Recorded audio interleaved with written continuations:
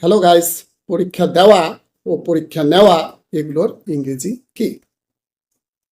পরীক্ষা দেওয়া, give an exam or take an exam. Then পরীক্ষা নেওয়া, give an exam or take an exam. It's sometimes confusing. So let's have a look. পরীক্ষা দেওয়ার ইংরেজি হলো take an exam. Take an exam.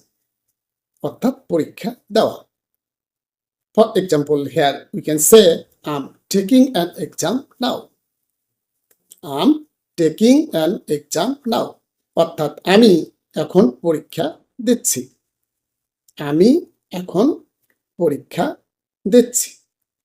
Then পরীক্ষা নেওয়া এর ইংরেজি হলো give an exam. Give an exam. For example, here we can write, my teacher is giving an exam at this time. My teacher is giving an exam at this time. অর্থাৎ আমার শিক্ষক এই মুহূর্তে পরীক্ষা নিচ্ছে। আমার শিক্ষক এই মুহূর্তে পরীক্ষা নিচ্ছে। Thanks for watching. Bye.